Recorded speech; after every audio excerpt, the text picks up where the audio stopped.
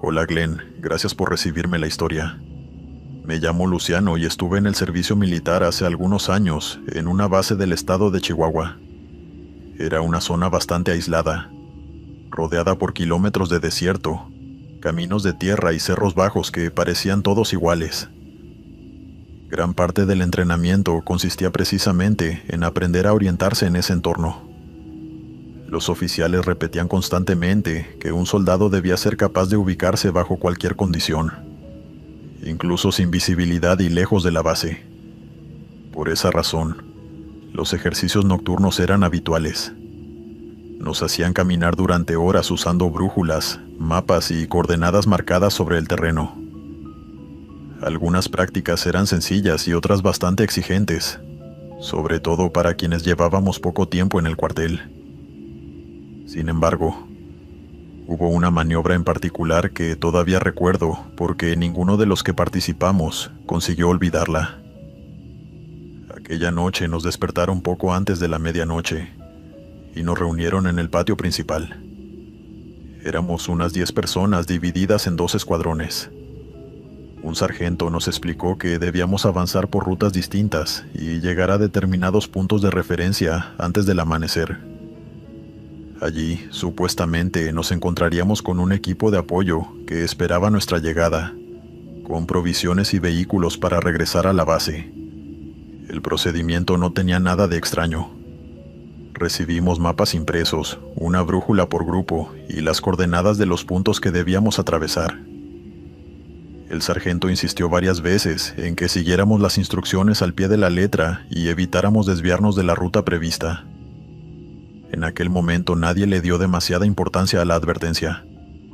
Salimos cerca de las 12:30. La noche era especialmente oscura porque no había luna, y las nubes ocultaban casi por completo las estrellas. Apenas podíamos distinguir las siluetas de los cerros y, cada tanto, el viento levantaba pequeñas nubes de arena que dificultaban todavía más la marcha. Avanzábamos en silencio, concentrados en seguir el rumbo correcto mientras el sargento revisaba la brújula a intervalos regulares. Después de más de una hora caminando entre piedras y matorrales, uno de los soldados que iba delante se detuvo de golpe y señaló hacia el oeste. A lo lejos, sobre una loma, se distinguían varias luces. No parecían las luces de una carretera ni tampoco las de un pueblo. Eran puntos amarillentos dispersos entre sí, como si alguien hubiera encendido fogatas o colocado lámparas alrededor de algún campamento. Lo primero que pensamos fue que se trataba del equipo de apoyo que debía recibirnos al final del ejercicio. La posición coincidía más o menos con el sector hacia el que nos dirigíamos, y después de tanto tiempo caminando en la oscuridad, la posibilidad de llegar antes nos pareció una buena idea. El sargento observó las luces durante unos segundos y decidió modificar ligeramente el recorrido para acercarnos. Nadie protestó. De hecho, la mayoría estaba convencida de que habíamos encontrado el punto de encuentro antes de tiempo. Sin embargo, a medida que avanzábamos comenzaron a aparecer detalles extraños. Lo normal habría sido escuchar motores, conversaciones o el ruido de alguna radio militar, pero no llegaba ningún sonido desde aquella dirección. Las luces seguían ahí, inmóviles, aunque el resto del paisaje permanecía completamente silencioso. Tampoco distinguíamos vehículos ni movimiento entre las sombras. Después de unos 20 minutos alcanzamos la loma y entendimos por qué todo aquello nos había resultado tan raro. No había ningún equipo esperándonos. Frente a nosotros se extendía un conjunto de construcciones bajas, parcialmente enterradas por la arena. Había restos de alambrados oxidados, postes inclinados y varias tiendas militares deterioradas por el tiempo. Algunas conservaban todavía la estructura metálica, aunque las lonas estaban rotas y cubiertas de polvo. El lugar parecía abandonado desde hacía décadas. Nos quedamos inmóviles tratando de entender qué estábamos viendo. Uno de los soldados comentó que podía tratarse de una antigua instalación militar olvidada, pero enseguida surgió una pregunta evidente. Si aquello existía, porque no figuraba en ninguno de los mapas que nos habían entregado unas horas antes. Nos acercamos a las primeras construcciones y encontramos bidones vacíos, cajones de municiones abiertos y viejos carteles metálicos apenas visibles bajo la arena. También había restos de cableado y algunas estructuras que parecían haber servido como depósitos. Todo estaba cubierto por una capa de polvo tan gruesa que resultaba difícil imaginar cuándo había sido la última vez que alguien había pasado por allí. Lo más extraño era la sensación que transmitía el lugar. Parecía olvidada. Algunos compañeros querían entrar a revisar los edificios más grandes. Otros insistían en que debíamos volver inmediatamente a la ruta prevista. El ambiente se volvió incómodo porque ninguno conseguía entender qué hacía una instalación militar en mitad del desierto sin aparecer en los mapas oficiales. Fue entonces cuando el sargento intervino. Nos ordenó regresar al camino principal y continuar el ejercicio sin tocar absolutamente nada. Nadie discutió. La decisión fue tan tajante que incluso quienes querían seguir explorando optaron por obedecer sin hacer preguntas. El resto del recorrido transcurrió en silencio. Llegamos a la base poco antes del amanecer, cansados y cubiertos de polvo. Durante el desayuno intentamos comentar lo ocurrido, pero el sargento evitó el tema y se limitó a decir que esperáramos instrucciones. Aquello nos llamó la atención porque, en otras ocasiones, cualquier desviación durante los ejercicios era motivo de reprimendas inmediatas. Pero aquella mañana ocurrió algo todavía más raro. Poco después del desayuno, un suboficial vino a buscarnos y nos condujo hasta una oficina donde nos esperaba el capitán. Solo habían convocado a los integrantes de nuestro escuadrón. Pensamos que querían preguntarnos cómo habíamos encontrado el campamento o felicitarnos por haber descubierto aquella instalación. Ocurrió exactamente lo contrario. El capitán nos preguntó varias veces qué habíamos visto y cuánto tiempo habíamos permanecido allí. Después quiso saber si alguien había tomado fotografías o grabado algún video con el teléfono. Revisaron algunos dispositivos y comprobaron que ninguno tenía imágenes del lugar. Finalmente, sin levantar la voz ni dar ninguna explicación, nos ordenaron no volver a hablar del asunto con otros soldados.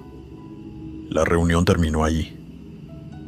Durante las semanas siguientes, el episodio empezó a convertirse en tema de conversación dentro del cuartel. Los soldados más antiguos parecían conocer historias parecidas.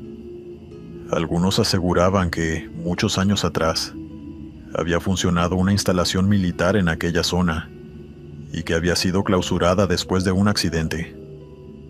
Otros hablaban de maniobras secretas o de ejercicios especiales realizados durante décadas anteriores. Nadie sabía nada con certeza. Cada versión era distinta y, cuanto más preguntábamos, más contradictorias se volvían las respuestas. Algunos suboficiales negaban directamente la existencia del campamento y otros simplemente cambiaban de tema. Pasó el tiempo, terminé el servicio y regresé a mi vida normal, pero nunca conseguí olvidarme de aquella noche. Varias veces intenté localizar el lugar utilizando mapas satelitales y aplicaciones del teléfono. Pensé que con un poco de paciencia podría reconstruir el recorrido y encontrar la posición aproximada del campamento. Nunca lo logré. Ni siquiera pude identificar con claridad el camino que habíamos seguido durante el ejercicio. Las referencias del terreno parecían haber desaparecido y ninguna imagen coincidía con lo que recordábamos. Han pasado varios años desde entonces, y todavía no sé qué encontramos aquella madrugada en medio del desierto de Chihuahua. Tal vez se tratara simplemente de una instalación militar olvidada, borrada de los registros oficiales con el paso del tiempo. Dale me gusta y suscríbete si lo estás disfrutando. Continuamos. Hola Glenn.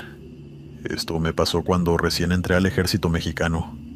Me habían destinado a un cuartel ubicado en las afueras de Monterrey, donde hacíamos la instrucción básica junto con otros jóvenes que acababan de incorporarse. Para la mayoría de nosotros era la primera vez lejos de casa, y todavía estábamos intentando acostumbrarnos a una rutina completamente distinta. Los horarios empezaban antes del amanecer. Las guardias se repartían durante toda la noche y la disciplina atravesaba cada momento del día. Todo era nuevo. Las formaciones, las órdenes, los entrenamientos y la sensación constante de estar siendo observado por superiores, que parecían no dejar pasar el más mínimo error. El cuartel ocupaba un predio enorme rodeado de monte y caminos de tierra. La parte más moderna estaba compuesta por oficinas, depósitos y algunos edificios administrativos. Pero los dormitorios donde vivíamos los reclutas pertenecían a una construcción mucho más antigua. Eran pabellones largos, con habitaciones alineadas a ambos lados de un pasillo central, que desembocaba en un patio interior. Algunas secciones habían sido remodeladas con el paso de los años, aunque otras conservaban el mismo aspecto de décadas atrás. Paredes descascaradas, puertas de madera pesada y ventanas protegidas con rejas oxidadas. Desde los primeros días empezamos a notar que había algo extraño en uno de aquellos dormitorios. Estaba ubicado al fondo del pabellón, casi pegado a la salida trasera del edificio, y destacaba del resto porque permanecía cerrado permanentemente. La puerta tenía un candado grande y las ventanas estaban cubiertas con tablones clavados desde el interior, mientras el resto de las habitaciones se llenaban de soldados entrando y saliendo a todas horas. Aquel cuarto parecía completamente abandonado. La curiosidad surgió casi de inmediato. Cada vez que alguno preguntaba por el dormitorio clausurado, los soldados más antiguos respondían con evasivas. Decían que estaba fuera de servicio o que lo utilizaban para guardar material viejo, pero ninguno daba explicaciones concretas. Lo raro era que algunos suboficiales reaccionaban de manera extraña cuando se mencionaba el tema. Cambiaban de conversación, ordenaban continuar con las tareas o simplemente fingían no haber escuchado la pregunta. Como suele ocurrir en cualquier cuartel, los rumores comenzaron a circular enseguida. Entre los reclutas aparecieron versiones de todo tipo. Algunos aseguraban que la habitación había sido cerrada después de un incendio ocurrido muchos años atrás. Otros hablaban de una pelea entre soldados que había terminado mal. También había quienes decían que allí se guardaban documentos o armamento antiguo. Cada historia era distinta y nadie parecía conocer realmente la verdad. Durante las primeras semanas no le di demasiada importancia. Bastante tenía con adaptarme a la vida militar y sobrevivir a los entrenamientos diarios. Sin embargo, cuanto más tiempo pasaba, más evidente se volvía que aquel dormitorio provocaba incomodidad, incluso entre quienes llevaban años destinados en el cuartel. Algunos soldados evitaban pasar por ese sector cuando no era necesario y otros aceleraban el paso al llegar al final del pasillo. La situación cambió un viernes por la noche cuando me asignaron guardia en el pabellón. Era una tarea bastante rutinaria. Recorrer los pasillos, verificar que todo permaneciera en orden y avisar a los superiores ante cualquier inconveniente. Después del toque de queda, el edificio quedaba prácticamente en silencio. La mayoría de los reclutas dormía agotada, después de las jornadas de entrenamiento, y solo se escuchaban algunos ronquidos, el ruido lejano de los generadores y el viento golpeando las ventanas. Recuerdo perfectamente que aquella madrugada hacía frío. Debían ser cerca de las 2 cuando empecé una nueva ronda por el corredor principal. Caminaba despacio, intentando mantenerme despierto, cuando escuché algo que me obligó a detenerme. Al principio pensé que provenía del patio, pero tardé apenas unos segundos en reconocer la dirección del sonido. La voz salía del dormitorio clausurado. Era la voz de un hombre adulto, firme y clara, pronunciando apellidos con el mismo tono que utilizaban los oficiales durante las formaciones de la mañana. Escuché un nombre, después unos segundos de silencio y, enseguida, otro apellido distinto. La secuencia se repetía una y otra vez, con la precisión de alguien que estuviera pasando lista. Me quedé inmóvil intentando entender qué estaba ocurriendo. Durante unos instantes pensé que algún superior habría abierto el cuarto para guardar materiales o revisar documentos, aunque aquello no explicaba por qué el dormitorio seguía completamente oscuro. Desde el lugar donde me encontraba no se veía ninguna luz bajo la puerta, ni se escuchaba el movimiento habitual de varias personas trabajando. La voz continuó durante casi un minuto más. Cada apellido era seguido por una pausa exacta, como si quien hablaba estuviera esperando que alguien respondiera desde el interior de la habitación. Finalmente, vencido por la curiosidad, me acerqué despacio hasta quedar frente al candado. Recuerdo haber apoyado una mano sobre la madera mientras preguntaba quién estaba allí. Y la voz se interrumpió en el mismo instante en que terminé de hablar. El silencio que siguió fue tan repentino que todavía hoy me cuesta describirlo. Esperé varios segundos frente a la puerta, convencido de que alguien respondería desde adentro o explicaría qué estaba haciendo allí a esas horas. No ocurrió nada. Volví a preguntar, esta vez en un tono más alto, pero la única respuesta fue el ruido distante del viento entrando por las ventanas del otro extremo del pasillo. El dormitorio permanecía completamente oscuro, y el candado seguía colocado exactamente igual que siempre. La situación empezó a inquietarme de verdad. No porque creyera en fantasmas ni en historias sobrenaturales, sino porque no lograba encontrar una explicación razonable para lo que acababa de escuchar. Finalmente decidí ir a buscar al cabo que estaba de servicio aquella noche. Lo encontré en una oficina cercana al patio principal. Le conté lo sucedido esperando que se riera, o me dijera que había confundido algún sonido del exterior con voces humanas. Sin embargo, su reacción fue completamente distinta. Se limitó a mirarme durante unos segundos y me pidió que lo acompañara afuera. Caminamos hasta el patio sin decir una sola palabra, y, una vez allí, me recomendó que no volviera a acercarme a aquella habitación durante la noche. Cuando le pregunté por qué, tardó bastante en responder. Finalmente me explicó que muchos años atrás había ocurrido un accidente en ese dormitorio. No quiso entrar en detalles ni mencionar fechas concretas. Solo dijo que durante una práctica, varios soldados habían resultado heridos y que, desde entonces, el cuarto había quedado clausurado. Según él, la decisión se había tomado mucho antes de que cualquiera de nosotros llegara al cuartel. Intenté preguntarle qué clase de accidente había sido, pero evitó la conversación. Me ordenó terminar la guardia y regresar a mi habitación cuando amaneciera. Durante los meses siguientes traté de averiguar algo más. Aprovechaba cualquier conversación con soldados veteranos para sacar el tema, aunque casi todos reaccionaban de la misma manera. Algunos admitían haber escuchado pasos en el pasillo cuando el edificio estaba vacío. Otros aseguraban haber oído voces o movimientos detrás de la puerta cerrada. La mayoría conocía la historia, pero ninguno parecía dispuesto a contarla completa.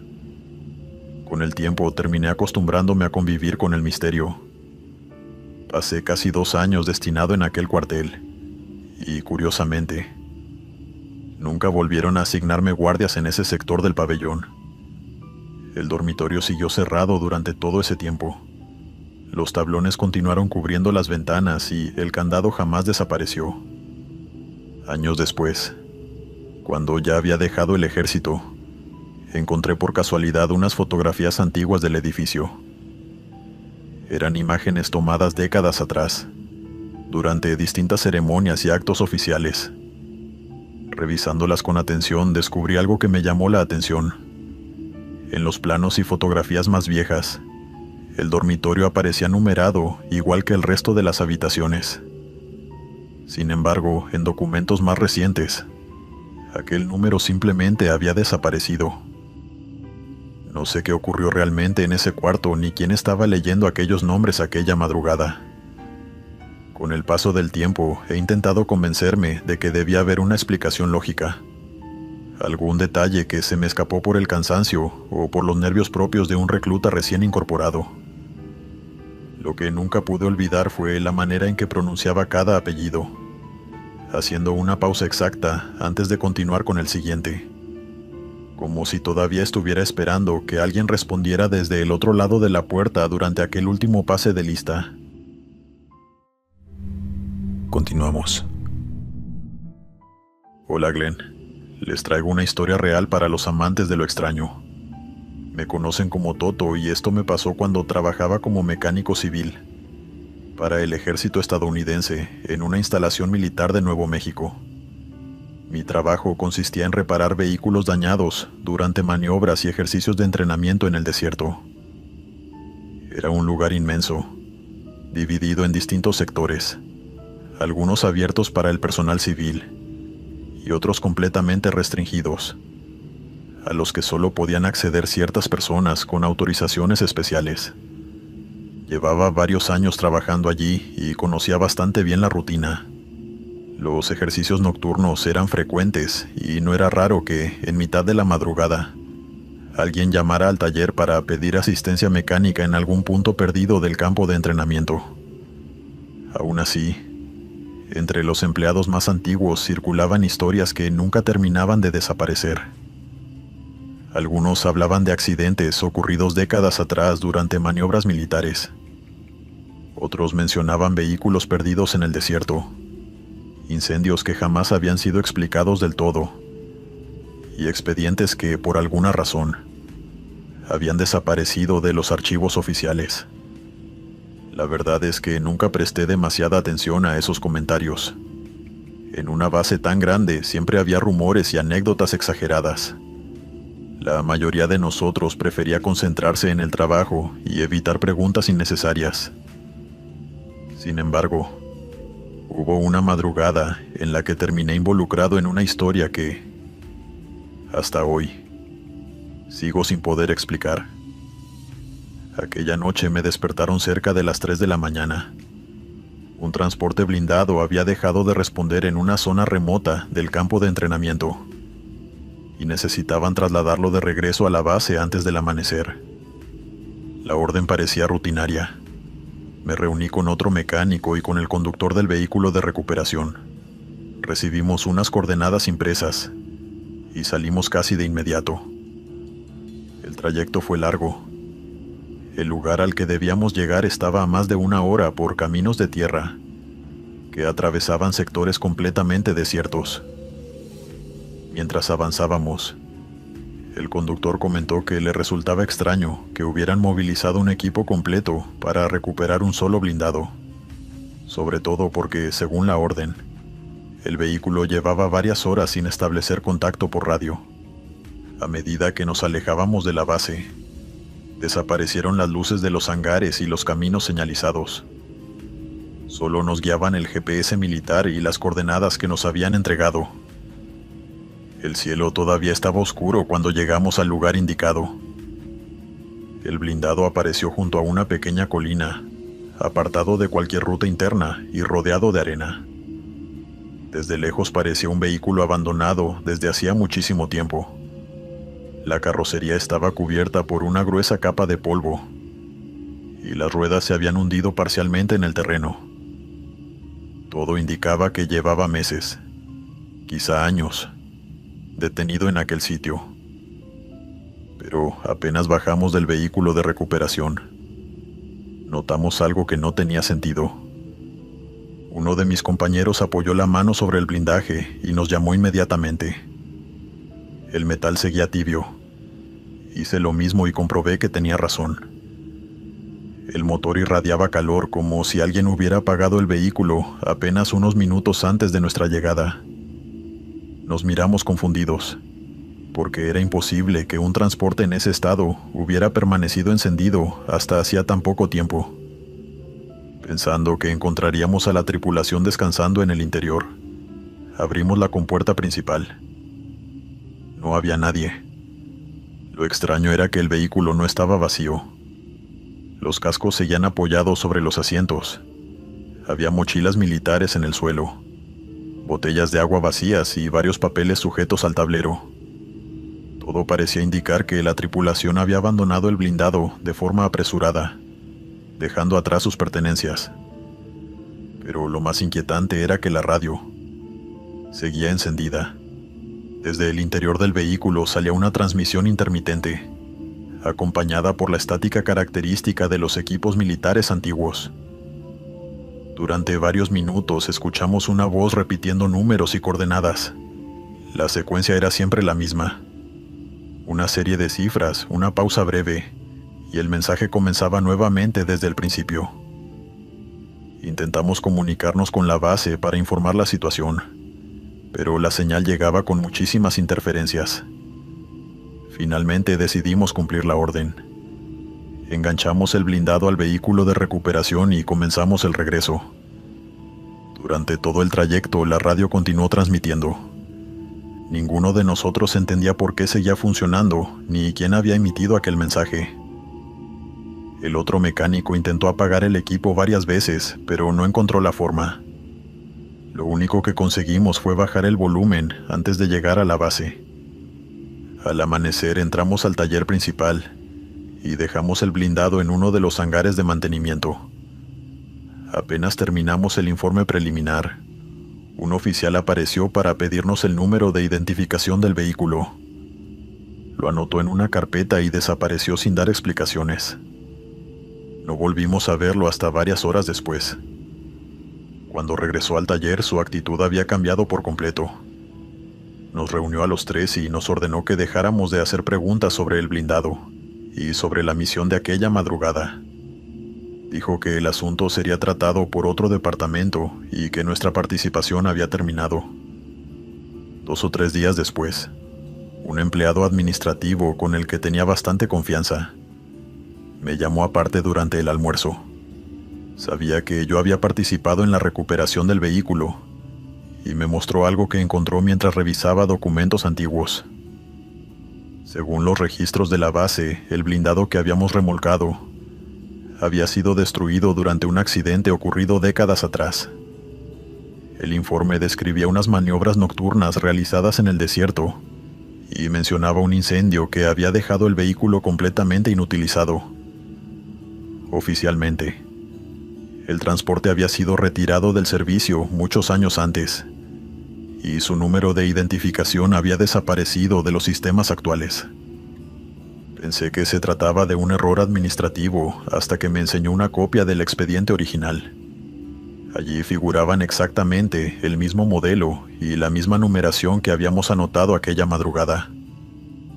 A partir de ese momento intenté averiguar más cosas, pero nadie quiso hablar del tema. Algunos empleados aseguraban no haber visto nunca el vehículo y otros fingían no saber de qué estaba hablando. Lo único cierto es que una mañana, el blindado ya no estaba en el taller. Nadie explicó a dónde lo llevaron ni quién autorizó el traslado. Revisé los hangares cercanos y pregunté discretamente a varios compañeros, pero ninguno tenía respuestas. Era como si el vehículo jamás hubiera pasado por la base. Han pasado muchos años desde entonces y todavía sigo trabajando con motores y maquinaria pesada. Estoy acostumbrado a encontrar fallas mecánicas, documentos mal archivados y órdenes extrañas, pero nunca volví a vivir algo parecido. No sé qué encontramos aquella madrugada en medio del desierto de Nuevo México. Quizás se trató de una confusión administrativa gigantesca o de un vehículo olvidado que alguien decidió ocultar. Tal vez exista una explicación completamente lógica para todo lo ocurrido. Continuamos. Hola Glenn. Esto me pasó hace algunos años, cuando fui a visitar a mi abuelo a un pueblo pequeño del estado de Sonora. Había sido militar durante gran parte de su vida, y después de retirarse se quedó viviendo solo en la misma casa de siempre, una construcción antigua ubicada en las afueras del pueblo, cerca de una carretera secundaria y rodeada de terreno seco. Mi madre estaba preocupada porque había empezado a olvidar cosas. A veces confundía fechas, repetía historias que ya nos había contado muchas veces, y en algunas llamadas telefónicas parecía perderse en conversaciones que antes recordaba perfectamente.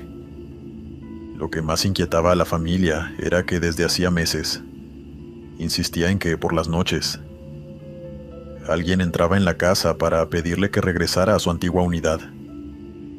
Mi madre pensaba que eran problemas propios de la edad y que estaba mezclando recuerdos de su época en el ejército con sueños o confusiones.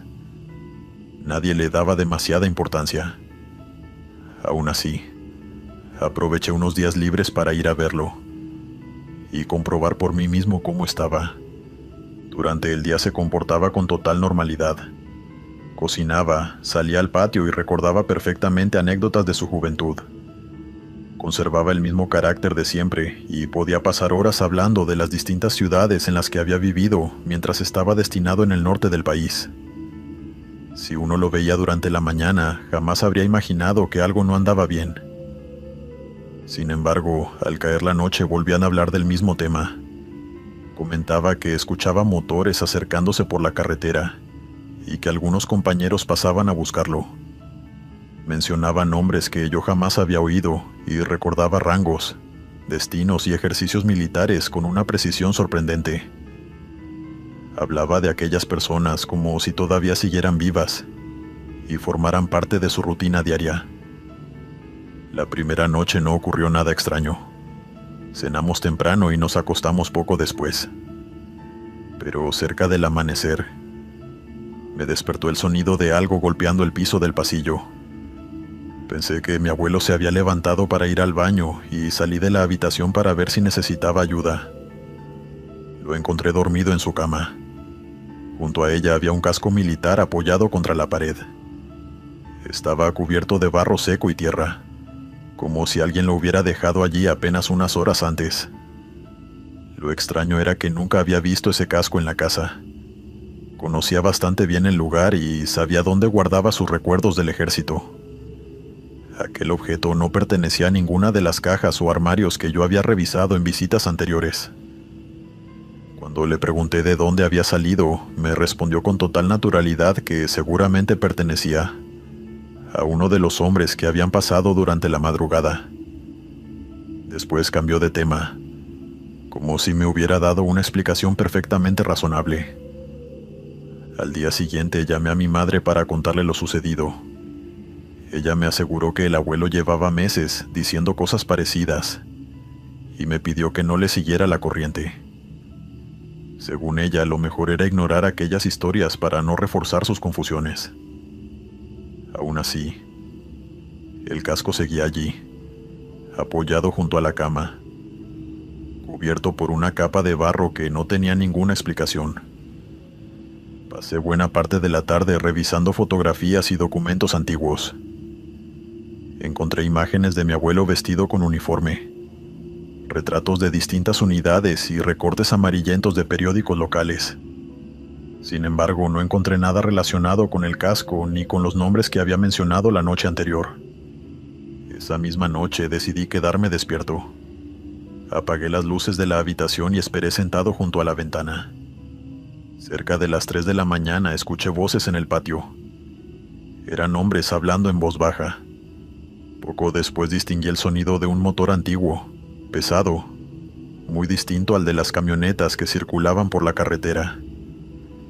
Me acerqué al vidrio sin hacer ruido. Frente a la casa había un camión. Junto al vehículo distinguí a varios hombres uniformados. Algunos llevaban cascos. Otros parecían fumar mientras esperaban apoyados contra la carrocería. La oscuridad no me permitía verles bien la cara, pero sus uniformes parecían demasiado viejos para pertenecer al ejército actual. Todos miraban hacia la puerta de la casa. Entonces vi a mi abuelo. Estaba parado en el corredor. Vestía ropa común, pero sostenía el casco embarrado que había encontrado horas antes. Permaneció varios minutos observando al grupo sin decir una palabra. No parecía asustado ni confundido. Por el contrario, tenía la expresión de alguien que reconoce perfectamente a las personas que tiene delante. No sé cuánto tiempo pasó, quizá unos segundos o varios minutos. Recuerdo haber sentido una mezcla de miedo y curiosidad.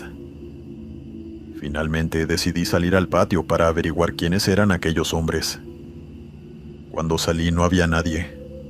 Solo encontré a mi abuelo, de pie junto al corredor mirando la oscuridad. Cuando le pregunté qué había ocurrido, me respondió que acababa de levantarse para tomar agua y que no entendía de qué le estaba hablando. A la mañana siguiente parecía más lúcido que nunca. Durante el desayuno empezó a recordar historias de su época en el ejército, con una precisión que no le había visto en años. Mencionó nombres completos, rangos y destinos militares. Habló de ejercicios en el desierto, de largas guardias y de hombres a los que consideraba hermanos. Más tarde busqué algunos de esos nombres entre los papeles viejos que guardaba en un armario. Encontré fotografías y documentos oficiales donde aparecían varios de ellos. Lo inquietante fue descubrir que algunos habían muerto décadas atrás. Uno había fallecido durante unas maniobras militares, y otros habían desaparecido en accidentes ocurridos mucho antes de que yo naciera. Cuando le pregunté nuevamente por el camión y por los hombres del patio, negó haber salido de la casa. Incluso aseguró no recordar el casco embarrado que había aparecido junto a su cama. Volví a visitarlo varias veces durante los meses siguientes, pero nunca encontramos nuevamente el casco ni volvimos a escuchar motores frente a la casa. Mi abuelo continuó hablando de sus antiguos compañeros, aunque cada vez le costaba más diferenciar los recuerdos de las cosas que, según él, estaban ocurriendo en ese momento. Algunas noches dejaba ropa preparada junto a la cama y permanecía despierto mirando la carretera, convencido de que tarde o temprano volverían por él. Falleció una madrugada mientras dormía, pocos meses después de aquella visita. Mi madre me llamó temprano para avisarme y viajé al pueblo ese mismo día. Cuando llegué, la casa estaba llena de familiares y vecinos. Nadie había tocado todavía sus cosas, así que entré unos minutos en la habitación para despedirme. Sobre la cama encontré su ropa cuidadosamente doblada y una fotografía de su antigua unidad. Mi abuelo había marcado con lápiz los nombres de los hombres que aparecían a su lado y había dejado un espacio vacío al final de la lista. Durante el funeral, un vecino se acercó para preguntarme quiénes habían llegado a la casa de madrugada. Dijo que había escuchado un motor antiguo y que, al mirar por la ventana, alcanzó a ver un camión detenido frente al terreno. Según él, varios hombres esperaban junto al vehículo mientras otro entraba en la casa. No pudo distinguir sus rostros, pero aseguró que los uniformes parecían sacados de otra época. Nunca le conté lo que yo había visto meses antes. Después del entierro regresé a la casa para cerrar las ventanas y recoger algunas pertenencias. Antes de irme, entré una última vez en la habitación de mi abuelo. La fotografía seguía sobre la cama, pero algo había cambiado. El espacio vacío al final de la lista ya no estaba vacío. Alguien había escrito allí el nombre completo de mi abuelo junto a la fecha de aquella madrugada. Desde entonces intento convencerme de que todo tuvo una explicación lógica. Que el vecino confundió el ruido de algún vehículo, que las manchas de barro estaban allí desde hacía tiempo, y que la fotografía había sido modificada por otra persona. Continuamos. Querido Glenn y comunidad, esto ocurrió hace algunos años, cuando todavía formaba parte del ejército estadounidense. Por aquel entonces estaba destinado en una base cercana a San Antonio, Texas, y además de las tareas habituales, a veces nos enviaban a colaborar con instituciones civiles. Una primavera nos asignaron a un antiguo fuerte militar, convertido en museo para participar como apoyo logístico en la recreación histórica de una batalla que había tenido lugar allí durante el siglo XIX. Nuestra tarea era mucho más simple: controlar el perímetro, mover equipo pesado y ayudar a los organizadores a mantener el orden durante el evento. El fuerte era enorme. Conservaba parte de las murallas originales, varios edificios de ladrillo y una gran extensión de terreno donde se habían realizado enfrentamientos décadas atrás. Cada año acudían cientos de visitantes para ver la representación, familias enteras, aficionados a la historia, y grupos de voluntarios que llegaban desde distintos estados vestidos con uniformes de época. Había caballos, carretas y tiendas de campaña, montadas con un nivel de detalle impresionante. Desde la mañana hasta la tarde se escuchaban disparos de fogueo, órdenes militares y el ruido constante de la gente recorriendo el lugar. Recuerdo que ese día transcurrió con absoluta normalidad. Los visitantes sacaban fotografías, los niños corrían entre los puestos, y nosotros aprovechábamos los momentos de calma para conversar con algunos de los recreadores.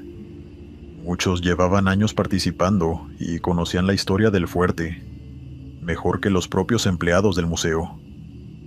Incluso nos contaron anécdotas sobre soldados que habían vivido allí, y nos recomendaron visitar una pequeña exposición, instalada en uno de los edificios principales.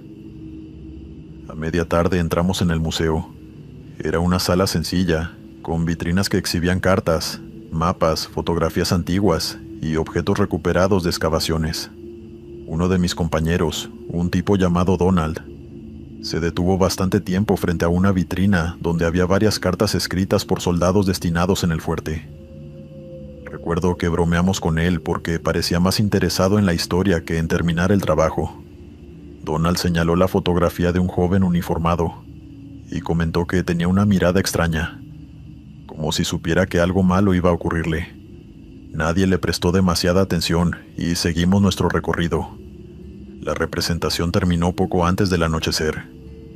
Los visitantes comenzaron a marcharse y los voluntarios empezaron a desmontar las tiendas y cargar los vehículos. Nuestro grupo, formado por 5 soldados y 2 empleados del museo, recibió la orden de quedarse unas horas más para ayudar a recoger el material. Cuando cayó la noche, el fuerte estaba prácticamente vacío. Desde la explanada principal apenas podían verse algunas luces en los edificios, y el resto del terreno se perdía en la oscuridad. Estábamos guardando unas cajas cuando escuchamos los primeros disparos. Sonaron a lo lejos, en la zona donde se había desarrollado la recreación. Ninguno les dio importancia. Pensamos que algún grupo había regresado para buscar equipo olvidado, o que alguien estaba haciendo una última demostración antes de marcharse. Sin embargo, pocos minutos después comenzaron a oírse voces. No eran conversaciones normales, eran órdenes cortas, gritadas con firmeza, exactamente iguales a las que habíamos escuchado durante la representación. Alguien parecía dar instrucciones para avanzar y reagruparse. Después llegaron nuevos disparos, esta vez mucho más cercanos. Uno de los empleados del museo frunció el ceño y aseguró que ya no quedaba nadie autorizado en el campo de batalla. Tomamos linternas y decidimos acercarnos. Caminamos por un sendero de tierra mientras el sonido se hacía cada vez más claro. El viento levantaba polvo, y la poca luz que llegaba desde el fuerte apenas alcanzaba para distinguir las colinas cercanas. Después de unos minutos, vimos movimiento a unos 100 metros de distancia. Había hombres sobre el terreno, llevaban uniformes antiguos, con correajes de cuero y sombreros oscuros.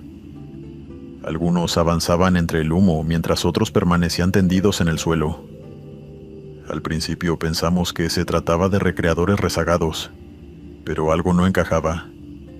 Sus movimientos eran extraños, demasiado silenciosos para una representación y demasiado reales para una broma.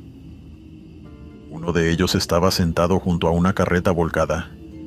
Parecía herido y se sujetaba el costado, mientras otro hombre intentaba ayudarlo a ponerse de pie. Donald fue el primero en correr hacia ellos. Gritó preguntando si necesitaban asistencia médica y nosotros lo seguimos, convencidos de que había ocurrido algún accidente. Pero cuanto más nos acercábamos, más rara se volvía la escena. Las figuras parecían perder nitidez, como si la niebla que cubría el terreno las envolviera por completo. El hombre herido levantó la cabeza un instante y miró en nuestra dirección. Todavía recuerdo la sensación que tuve al verlo. No parecía sorprendido ni asustado. Más bien daba la impresión de estar esperando algo.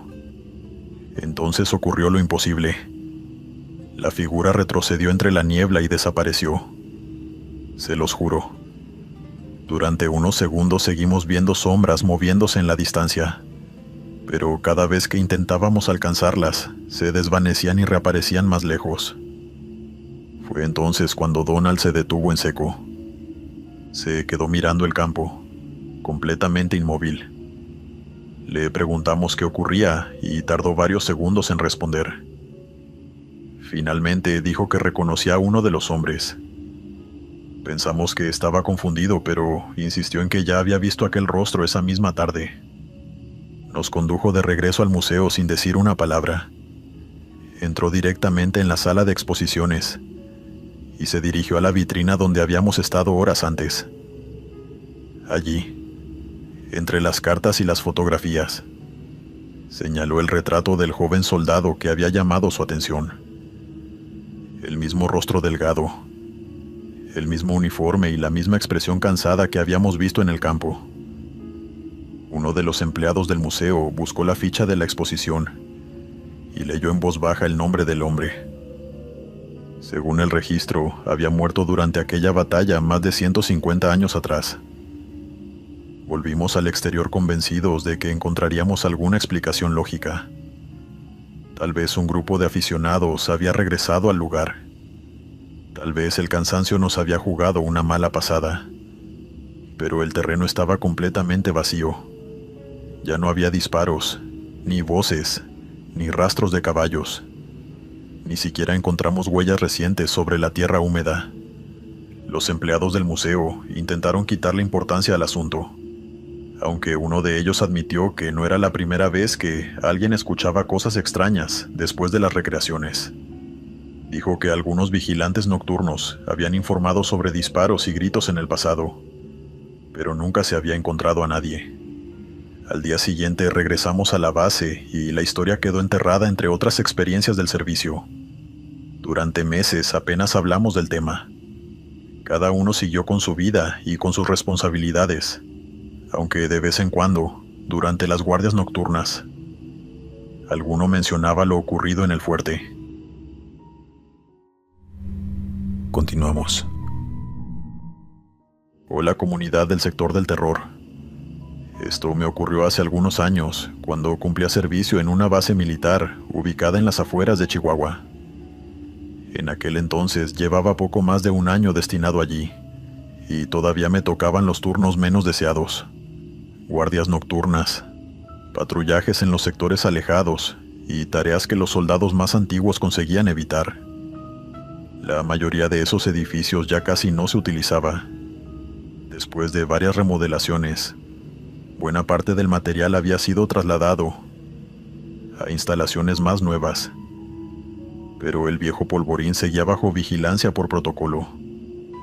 Eran construcciones bajas, separadas entre sí por decenas de metros, rodeadas de alambrados y caminos de tierra que atravesaban el descampado.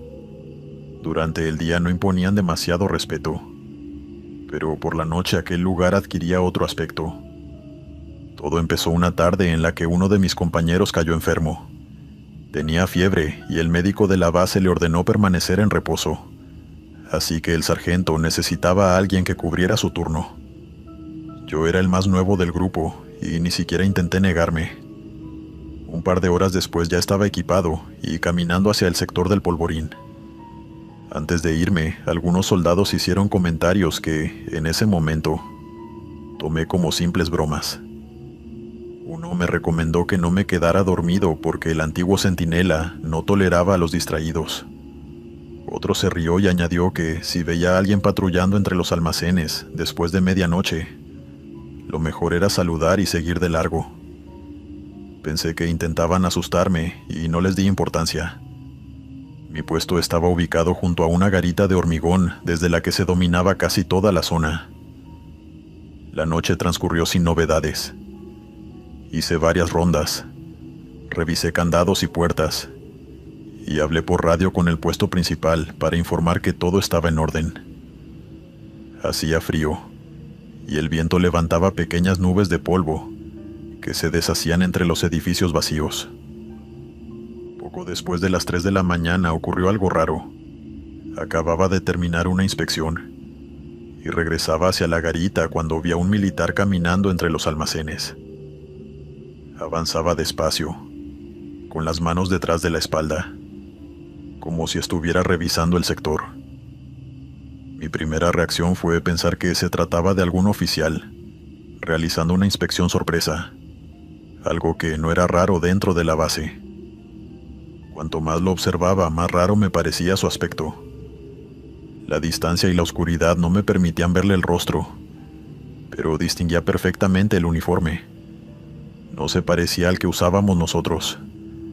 La tela parecía más gruesa y el casco tenía una forma antigua, distinta a los modelos modernos. Durante unos segundos pensé que quizá pertenecía a otra unidad, o que estaba participando en algún ejercicio especial, aunque ninguna explicación terminaba de convencerme. El hombre continuó caminando hasta detenerse frente a uno de los depósitos más alejados, un edificio que llevaba años sin utilizarse. Entonces giró ligeramente la cabeza y me hizo una seña con la mano para que me acercara. Recuerdo haber dudado unos instantes. Tomé la linterna y avancé hacia él mientras intentaba distinguir alguna insignia en su uniforme. El lugar estaba completamente en silencio. Solo se escuchaba el ruido de mis botas sobre la tierra y el zumbido lejano de un generador. No tardé más de un minuto en llegar, pero cuando levanté la vista, el hombre había desaparecido. Miré alrededor convencido de que debía haberse ocultado detrás de alguno de los almacenes. Alumbré el terreno, revisé el camino y hasta llamé en voz alta, pensando que quizá estaba jugando una broma pesada. No encontré a nadie. Entonces noté algo todavía más extraño. La puerta metálica del depósito frente al que se había detenido estaba entreabierta. Aquello era imposible. Durante mi ronda anterior había comprobado personalmente que el candado seguía colocado, y el registro indicaba que el edificio llevaba meses cerrado. Me acerqué con cuidado y alumbré el interior. El lugar estaba prácticamente vacío, salvo por algunas estanterías oxidadas y varios bidones antiguos acumulados contra una pared. Antes de entrar avisé por radio al puesto principal. Mientras esperaba respuesta, revisé la cerradura y descubrí que el candado seguía cerrado. La puerta se había abierto porque el pestillo interior estaba mal colocado, algo que nadie había advertido durante la última inspección. Un suboficial llegó pocos minutos después para ayudarme a asegurar el edificio. Revisamos cada rincón y confirmamos que no había nadie dentro. Cuando le pregunté si algún oficial había estado patrullando la zona, me respondió que no había ninguna inspección programada para esa noche. El resto de la guardia transcurrió sin incidentes, aunque apenas pude concentrarme. No dejaba de pensar en el hombre del uniforme antiguo y en la forma en que había desaparecido frente al depósito. Cada vez que miraba hacia los almacenes, esperaba verlo aparecer otra vez entre las sombras. Al amanecer regresé al cuartel y comenté lo sucedido durante el desayuno. La reacción de los demás me sorprendió. Nadie se rió ni intentó convencerme de que había imaginado todo por el cansancio. Al contrario, varios soldados intercambiaron miradas incómodas antes de que el sargento me pidiera que lo acompañara afuera. Nos sentamos junto a uno de los vehículos y, después de permanecer un rato en silencio, me contó una historia que yo desconocía. 20 años antes, cuando el polvorín todavía funcionaba plenamente, un soldado llamado Ramírez había estado de guardia en ese mismo sector. Cerca del amanecer detectó una fuga de combustible en uno de los depósitos. Según el informe oficial, entendió enseguida el peligro que corría toda la base y entró al edificio para cerrar una válvula y evacuar el material inflamable. Consiguió evitar la explosión, pero murió durante el accidente. El sargento me explicó que, desde entonces, algunos centinelas aseguraban verlo durante las guardias más tranquilas.